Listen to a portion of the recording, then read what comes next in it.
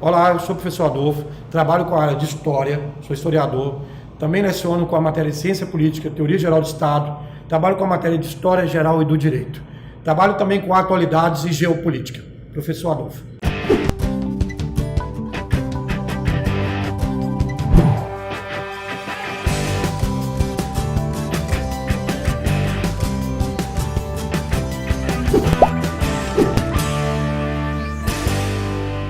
Eu sou o professor Adolfo, nós estamos aqui com uma aula de História do Brasil.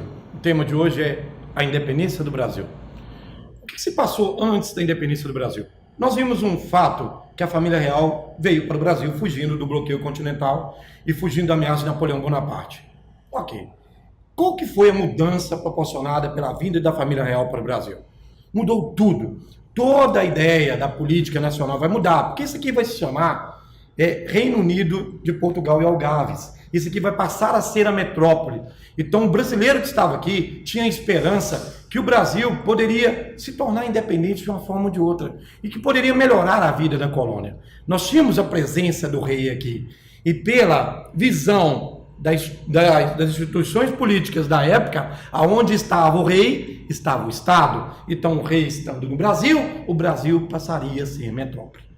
Nós sabíamos que isso não ia demorar muito. O brasileiro sentia isso. Jamais Portugal seria transferido de forma fixa para cá. Era uma questão de tempo até as tropas de Napoleão deixarem a Europa e a submissão de Napoleão expor aquele controle nos países da Europa.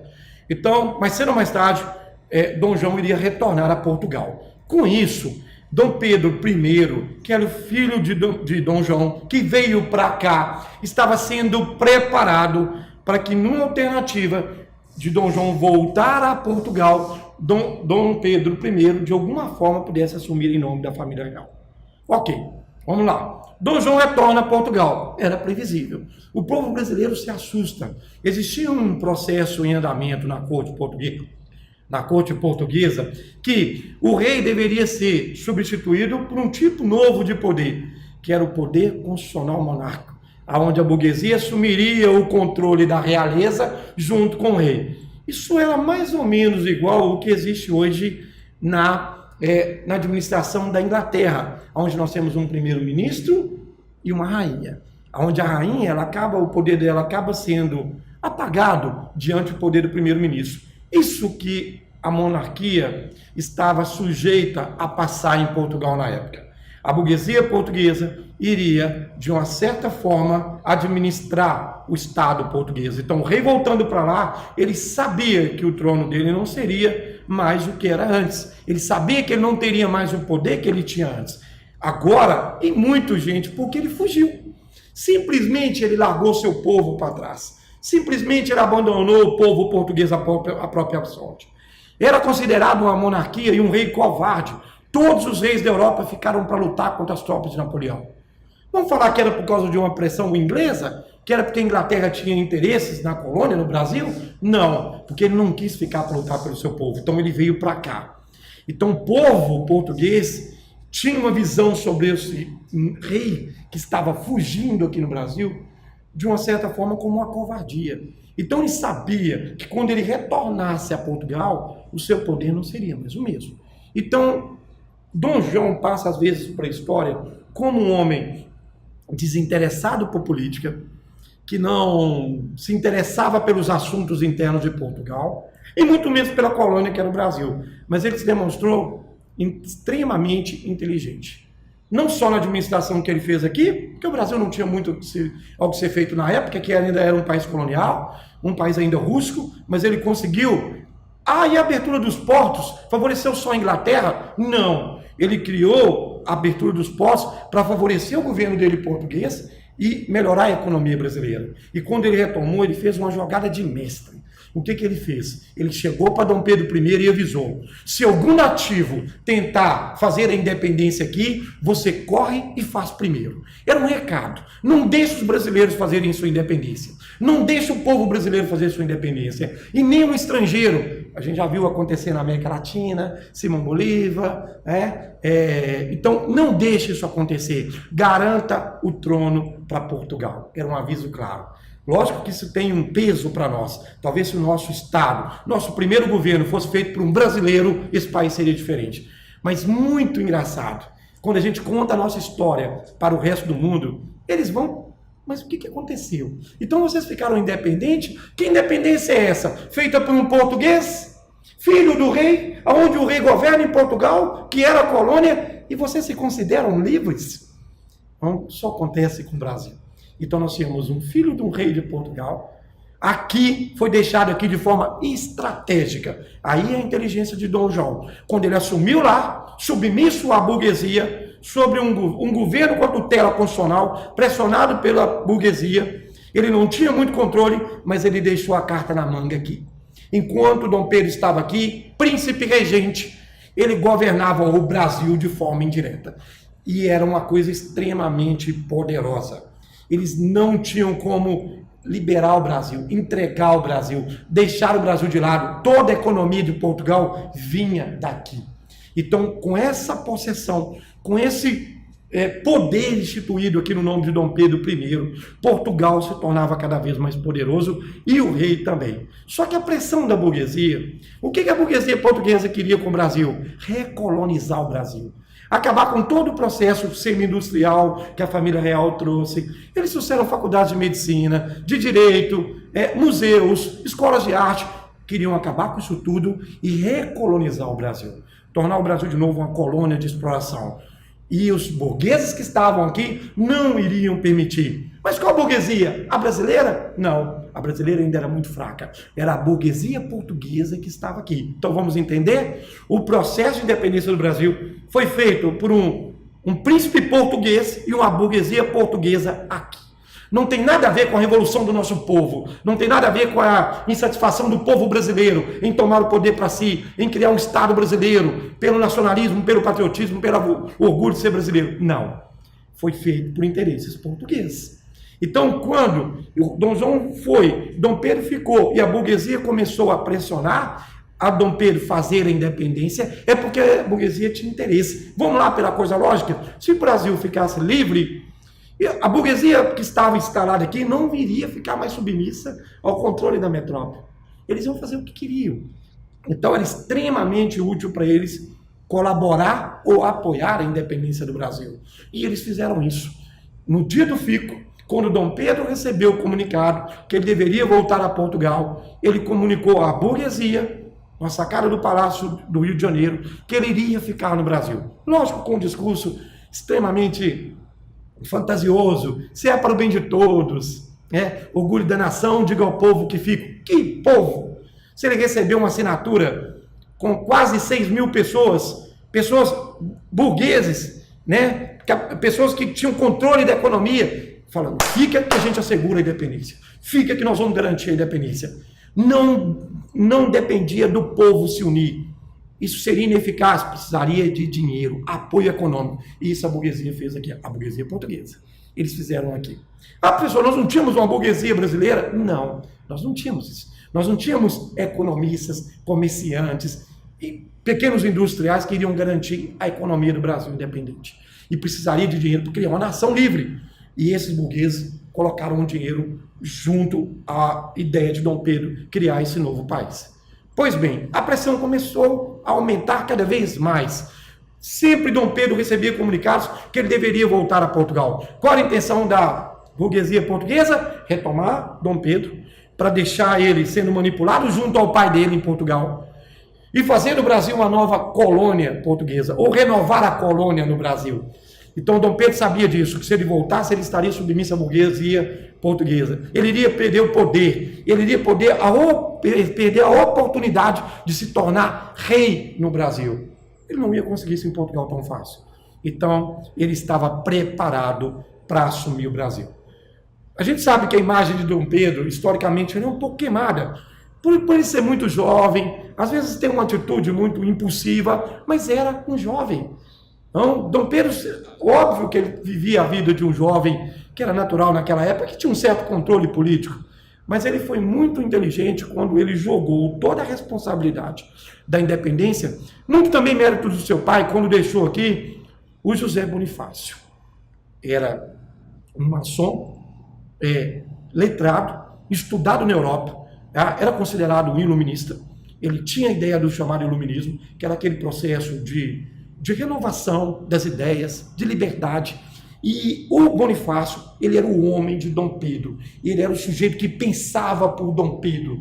Nada da independência e nenhum ato político de Dom Pedro seria afastado das ideias de José Bonifácio. Então, junto à juventude, tivemos uma pessoa que quase não aparece nos nossos livros, que não tem reconhecimento.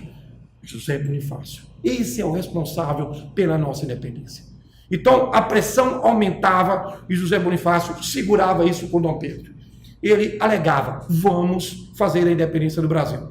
Uma medida extremamente importante para a nossa independência, que foi a ordem do cúmplice.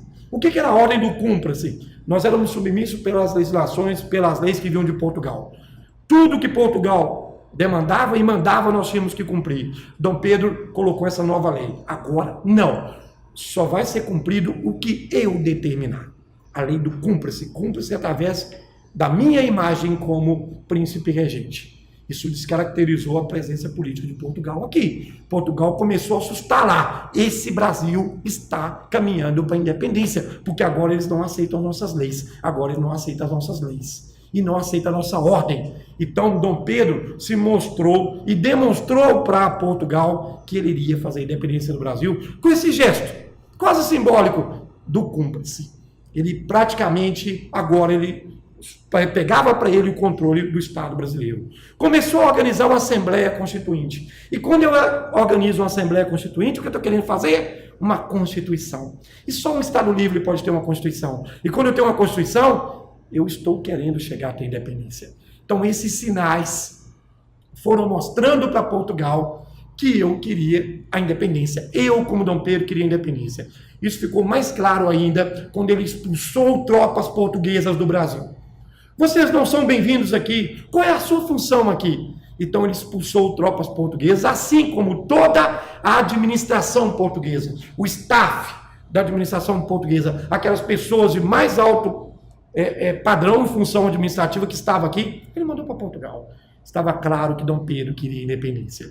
E foi no Riacho, nas margens do Riacho Ipiranga, que ele recebeu um comunicado final. Ele, voltando de uma viagem exaustiva, ele recebeu um comunicado final. Ou você volte a Portugal, entregue o cargo de príncipe regente, ou nós vamos determinar a sua prisão. Você vai perder todos os seus cargos políticos e vai voltar a Portugal como um homem qualquer. Tá? Filho do rei, mas sem o poder que você tem. Ele percebeu a oportunidade que ele tinha na mão. Então ele declarou a independência do Brasil.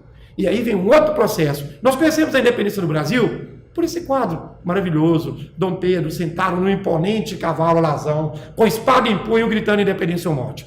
Vamos lá, menos aí, pessoal. É uma imagem, é uma ilustração. Na época não tinham fotos, não tinha a tecnologia que nós temos hoje.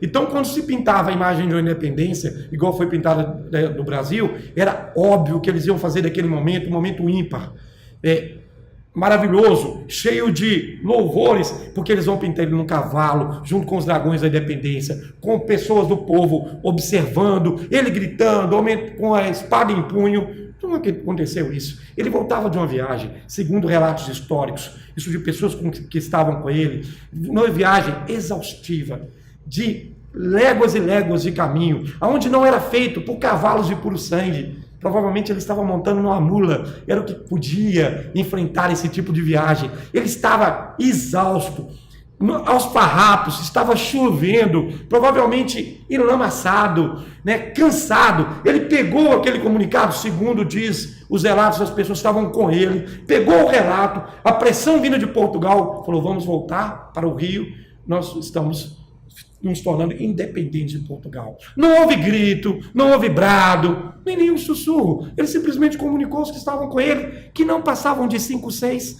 E aí o quadro mostra aquela quantidade de cavaleiros organizados, vestidos com roupas de gala. Você vai viajar montado numa égua, numa mula, quase 1000 léguas, vestido de branquinho. Presta atenção, isso é simbólico. Você não vai mostrar, obviamente, que nós não vamos chamar um pintor e mandar ele pintar a imagem da nossa independência com o sujeito aos farrapos, sujo, molhado, com 3 pessoas do lado dele, gritando independência. Vai queimar o filme.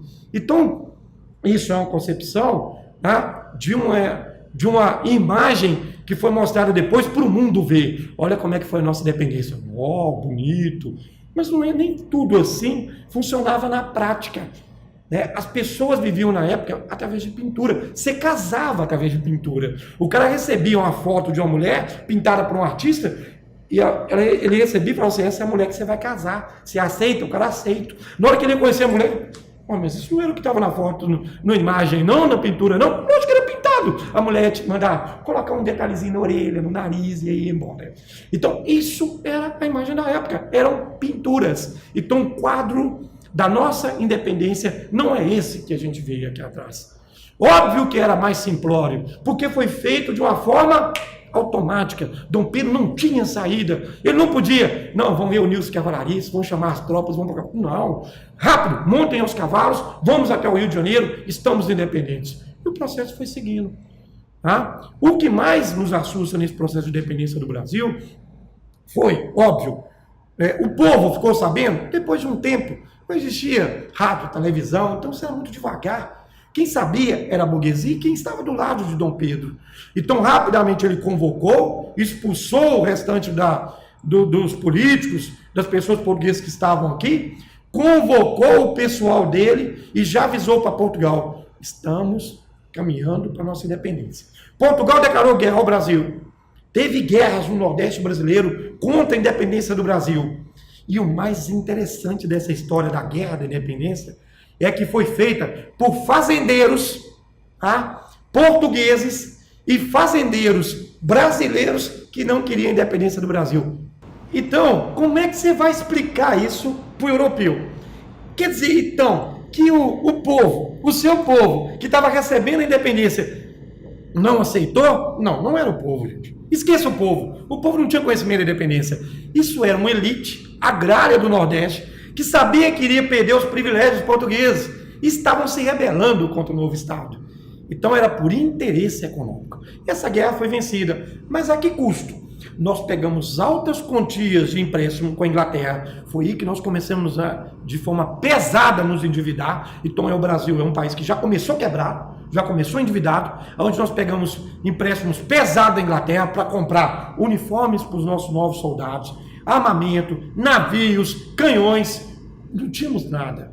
Né? Então nós tivemos que nos armar. E outra, contratamos soldados mercenários da Europa para lutar pela nossa independência. Conseguimos vencer os portugueses. E mesmo assim, você acha que acabou? Eles poderiam dar-se por satisfeito, como a Inglaterra fez lá nos Estados Unidos. Quando os Estados Unidos se tornou independente, houve a Guerra da Independência Americana, onde George Washington se tornou presidente e saiu vencedor. A Inglaterra se deu por satisfeito. Os Estados Unidos ganharam a guerra. Então vamos fazer um acordo entre eles. Está dada a independência. Aqui não, o Brasil ganhou a guerra. Não era para nós nos submetermos a nenhum tipo de exigência de Portugal. Mas vamos lembrar a nossa história. Dom Pedro era filho de Dom João. Então eu não posso deixar o meu papai na mão. Eu tenho que dar alguma coisa para Portugal. Eu não posso simplesmente tornar independente sem que eu não dê nada para a família real. Então eu vou chamar o meu pai e vai haver uma negociação. É esse o plano de Dom João. Era esse o plano estratégico de Dom João. Manter o trono na família real sem o controle da burguesia. Mas eu quero alguma coisa, eu não posso deixar o Brasil de graça. Então era preciso reconhecimento de alguns estados para que a independência do Brasil fosse assegurada. E para existir esse reconhecimento, eles só iam reconhecer se o Brasil assumisse o pagamento da independência. Isso, nós tínhamos que pagar pela independência. Não valia só a guerra, não era necessário só uma guerra vencida. Nós tínhamos que pagar. Foram cobradas milhões de libras na época para que o Brasil pagasse a Portugal para que aceitasse a independência.